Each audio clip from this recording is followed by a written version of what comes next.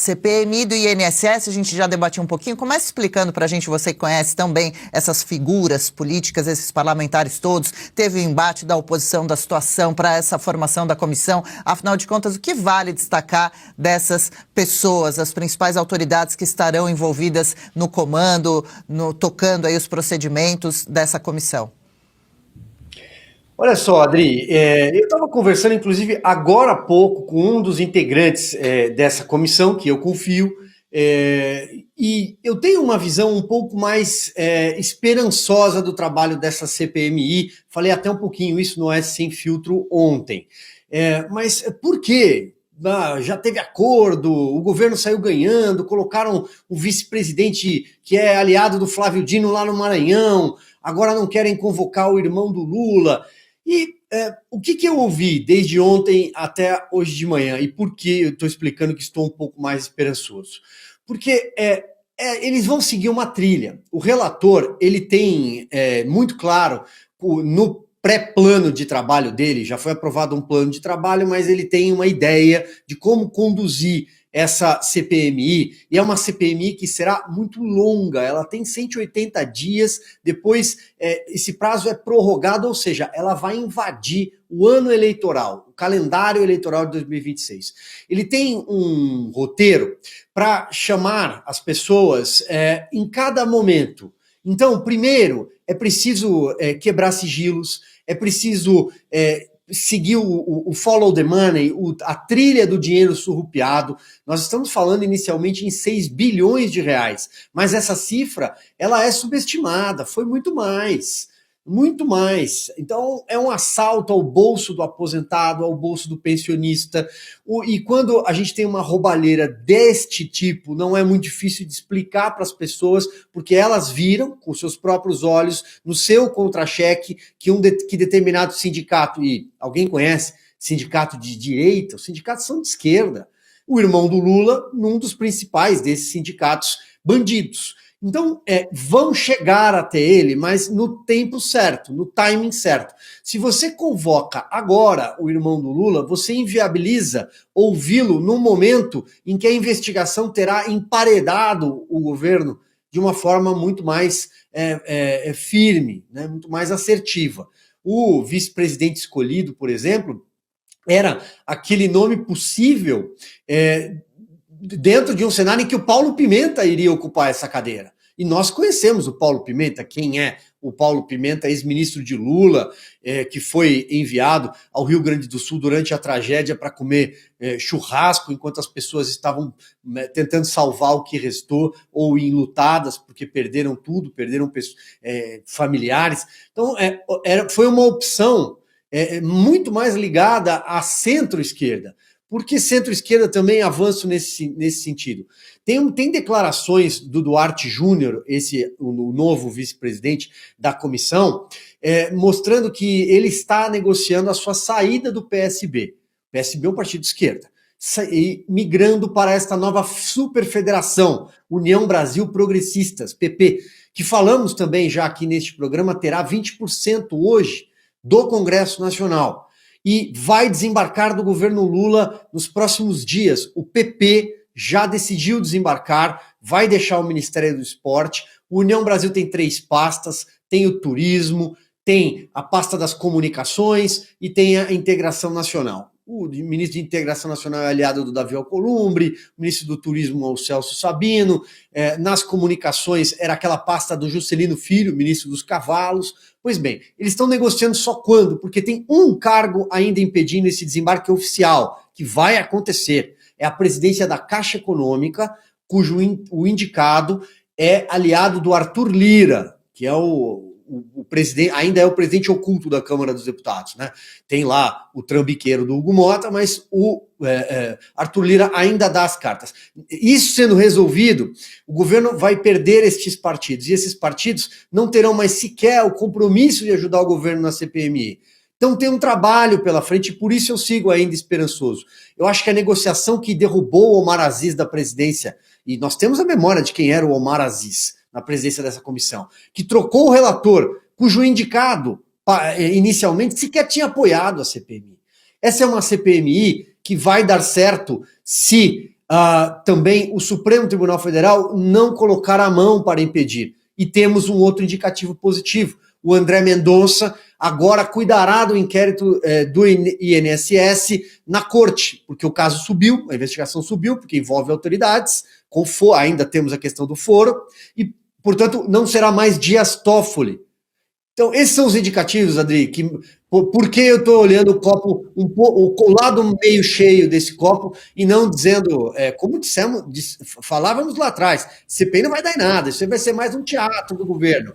Mas eu acho que ainda há alguma esperança. Acho justo. Eu mantenho a esperança também. Aviso ao pessoal que nos acompanha aqui no chat que acabamos de lançar uma enquete, queremos saber sua opinião também. Você acha que a CPMI do INSS vai acabar em pizza? Pode punir culpados? Dê sua opinião aqui, que a gente quer acompanhar também. Agora há pouco também alguém escreveu aqui, o brasileiro não aguenta mais esses acordos que só prejudicam as nossas vidas. Marina. Bom dia, Silvio. A minha pergunta, eu vi aí que está todo mundo muito preocupado com a questão do Frei Chico, né, com razão, a gente sabe que tudo que envolve o presidente Lula mais diretamente é olhado com atenção, mas a minha maior preocupação foi esse pedido aí de habeas corpus, né, para ficar em silêncio do careca do INSS, porque me parece que é de fato o depoimento mais explosivo que pode acontecer nessa CPMI, afinal de contas ele foi o grande intermediário entre todas essas associações que fizeram os descontos indevidos e os servidores públicos, né, que anuíram com isso, que passaram esses dados. Então, a forma da gente entender dentro da administração pública quem são essas pessoas, né, quem são esses que de fato colaboraram com esse roubo dos aposentados, passa pelo careca do INSS. Vamos lembrar que ele recebeu mais de 50 milhões de reais, né, dessas entidades, e teria boa parte disso redistribuído para essa rede de funcionários. Então, se a gente for pensar nessa questão do follow the money, me parece que ele é a figura principal. Eu queria que você falasse um pouco sobre isso.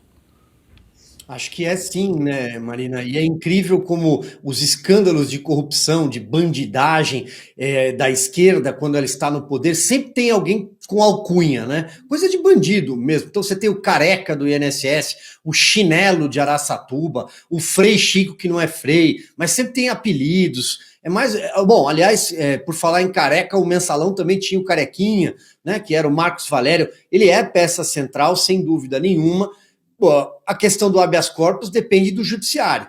Então, se o judiciário, na figura de um ministro, decidir blindar uma investigação contra milhares de brasileiros que foram lesados, que foram prejudicados, que perderam dinheiro, que faz falta e fez falta por muito tempo para comprar medicamentos numa altura avançada da vida, pessoas que moram nos rincões do Brasil, Brasil profundo, trabalhadores rurais, sindicatos de trabalhadores rurais de esquerda, que pegaram R$50 por mês, 40, R$70 por mês, de pessoas que já ganham muito pouco, que estão no fim da vida, ou até os pensionistas.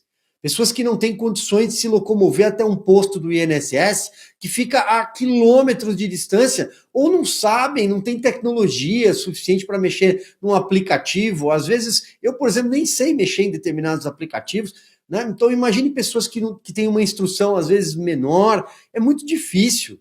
Muito difícil. As pessoas precisam ser reparadas e essa investigação precisa ser levada a sério. Porque eu tenho certeza também que ela não para no coração do INSS, né, no coração da Previdência Social, que é o INSS. Ela se espraiou para outros lados. Muita gente sabia. Essa história de que sempre um ou dois sabiam do esquema é mentira. As coisas acontecem e vão crescendo em camadas. E o irmão do Lula é sim uma figura também importante para ser ouvido e será ouvido. A questão do habeas corpus é isso. Se o judiciário decidir colocar mais uma vez a sua digital naquilo que tem de pior na história do país, aí também é de se lamentar. Mas eu vi quando o André Mendonça foi sorteado, eu vi com bons olhos. Eu acho que dos 11 era o melhor gabinete para o caso cair. Olha, eu estou vendo aqui, já que comentamos do careca do INSS, já trazemos nome e sobrenome, Antônio Carlos Camilo, sócio de 22 empresas, que pede ao STF direito de ficar em silêncio na CPMI. Ele e entre pessoas físicas e jurídicas ligadas a ele receberam R$ 53.586.689 e também tem uma mega apartamento de R$ 3.300.000 na Flórida, que é dele também. É uma figura muito importante nessa comissão também, não é? Aí a foto dele. Sua pergunta agora, Juliana Moreira Leite.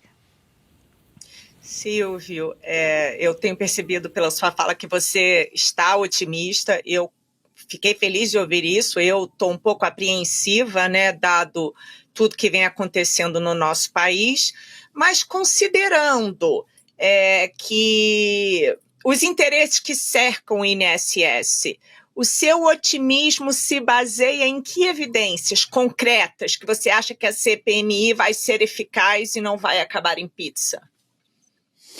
Olha, a gente conhece, né, Juliana, o jogo do Congresso Nacional. É um jogo pesado, porque o governo sempre tenta cooptar. Vou dar um exemplo, a CPI do MST, que funcionou na Câmara no começo do governo Lula. Era uma CPI que avançou. Foi uma CPI que avançou. Lá tínhamos o deputado Zucco na presidência e o relator, o Ricardo Salles. Num dado momento, o governo faz uma negociação com os presidentes, líderes de partidos desse centrão, troca os integrantes para que, no final, quando a CPI já tinha chegado ali muito perto do MST, do financiamento desse movimento que age à margem da lei, de repente a coisa parou. É assim que funciona em Brasília. Mas por que eu deposito alguma esperança ainda nessa CPMI? Ela vai avançar para um período eleitoral.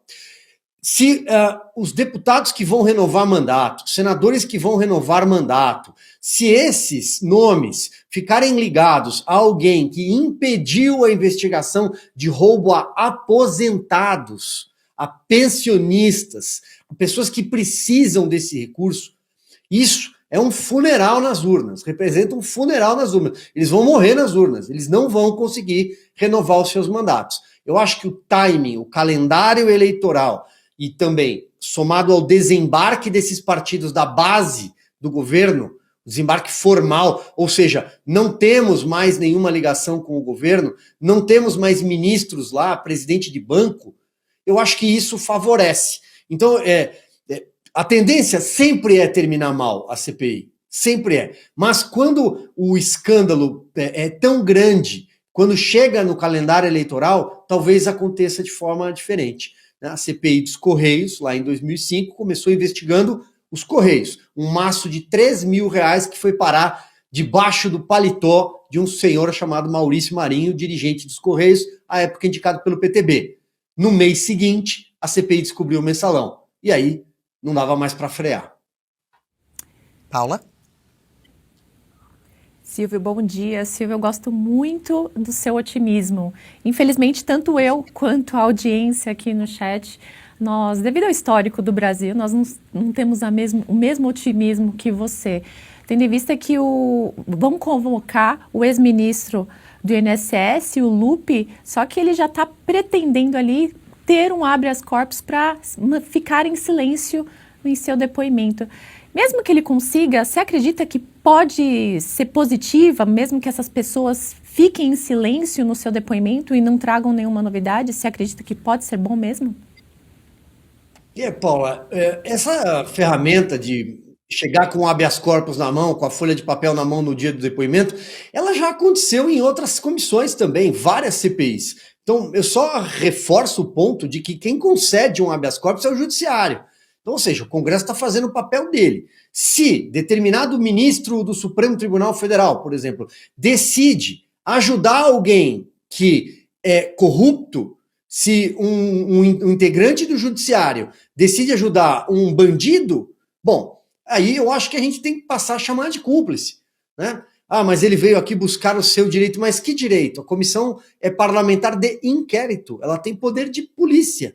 Então não cabe ao judiciário impedir o avanço de uma investigação de forma legal, por um poder independente, pelo menos da Constituição. A gente sabe o que é que está acontecendo no Brasil. O Congresso foi colocado de joelhos, não é de hoje, falo isso o tempo todo. Mas se o Judiciário, então, vai impedir que a CPI funcione, e o Congresso vai aceitar tudo isso, não, aí já, a gente está diante de um outro cenário, com uma outra mão pesada que entra para mudar o jogo, né? Aí é quando, literalmente, numa analogia, o juiz decide que determinado time deve ganhar, né? Agora, em relação ao otimismo, não é.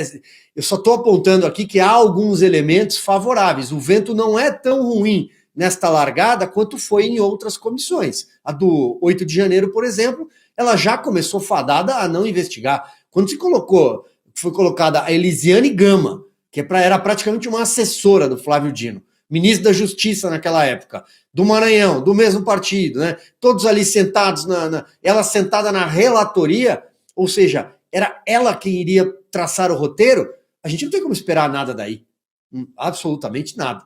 Mas agora não, nós temos um relator que, até onde se sabe, pelo menos até hoje, a data de hoje, esta quarta-feira, ele jamais foi simpático à esquerda, ele jamais foi simpático ao PT. E ele também vai buscar votos em outubro do ano que vem.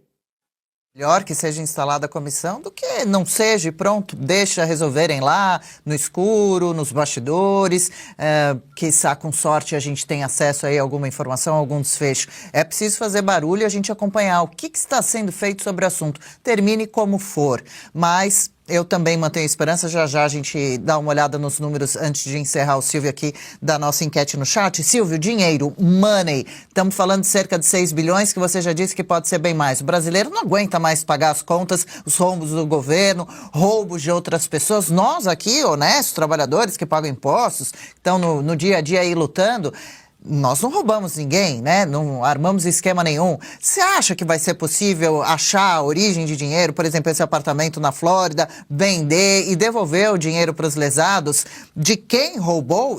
Ou muito provavelmente quem vai pagar essa conta somos nós mesmos?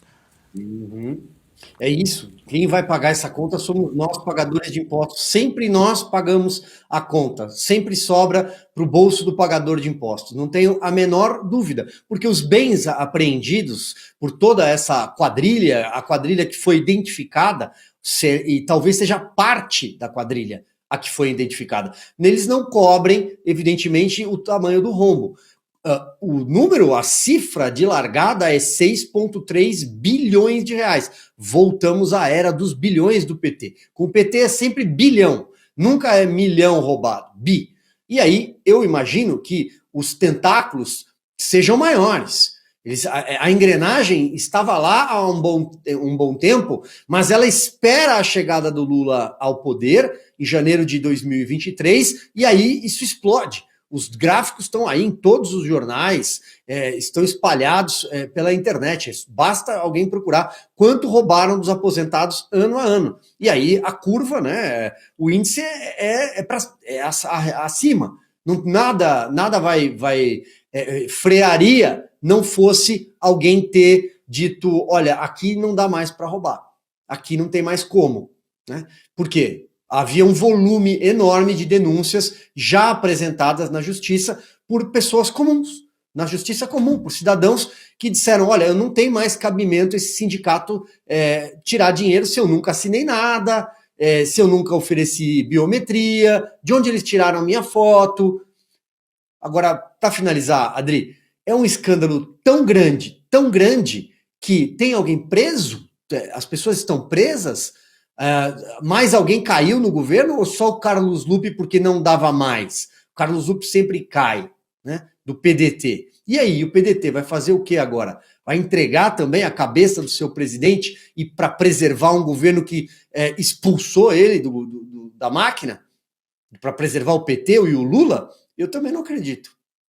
São realmente situações muito absurdas que a gente é obrigado a ter que acompanhar, né? A gente acompanha com muita revolta e indignação, mas é a realidade, né? É o atual governo, as falcatruas em que acaba se envolvendo sempre, não tem erro, né? E cabe a nós acompanharmos e torcermos aí para quem a gente elegeu, os parlamentares envolvidos, né, que podem tomar alguma atitude direta, sejam eficientes, né, e justos com o povo brasileiro. Vamos dar uma olhadinha na capa do Silvio Navarro dessa semana da Revista Oeste, antes de desligar com o Silvio, porque queremos saber, né, sobre o que você escreveu, Silvio, essa semana. Quem acompanha a Revista Oeste, quem é assinante, vai ter acesso a qual conteúdo? Acho que achei que a imagem apareceria. Vai aparecer, já vamos jogar. Tá joia. A ditadura veste toga, né? Adriana, acho que a gente está diante de uma ditadura no Brasil. É preciso passar a falar isso mais abertamente, com mais franqueza, né? Nós estamos vivendo um período de ditadura, mas não mais aquela ditadura clássica que a gente acompanhou, acompanhamos aqui no nosso país, mas não só aqui aconteceu, em vários lugares do mundo, que é uma ditadura de farda. Aqui nós temos uma ditadura de toga, porque é de lá onde a mão pesa, a caneta pesa para perseguir um outro espectro político que não o deles. Eles são políticos, eles estão jogando dentro de um consórcio de poder com o PT, com o presidente Lula da Silva, que eles tiraram da cadeia, daquela cela gourmet, para voltar à presidência da República. Então, o consórcio de poder é hoje comandado, o sócio majoritário, por senhores que usam toga, principalmente a figura do ministro Alexandre de Moraes. E aí chamamos a atenção para essa prisão absurda do presidente Jair Bolsonaro. Discute-se agora, neste momento, se serão enviados homens da Polícia Federal para ficar dentro da casa, para humilhar uma família. E lembrando aqui, aproveitando que estou em Oeste com elas, que nesta casa onde o presidente Jair Bolsonaro está preso, na minha opinião, de forma absurda e ilegal, por perseguição política, mora uma mulher, mora uma criança, uma menina, e elas terão a sua privacidade invadida, porque terão homens lá dentro, provavelmente hostis, né? Só a presença, a meu ver, de um homem desconhecido na casa onde estão mulheres, para mim já caracteriza como algo muito hostil. E esse tratamento que o presidente está recebendo, às vésperas do julgamento, é para humilhar, é para tentar passar algum recado. Porque a gente já sabe o que vai acontecer na semana que vem, mas também a gente já sabe o que vai acontecer no dia 7 de setembro nas ruas do Brasil inteiro. Legal, gostou desse corte? Estamos ao vivo de segunda a sexta-feira, das 10 ao meio-dia, no YouTube da Revista Oeste. Eu, Marina Helena, Adriana Reide e Paula Camacho analisamos as principais notícias do dia. E siga as nossas redes sociais, @oestecom.elas.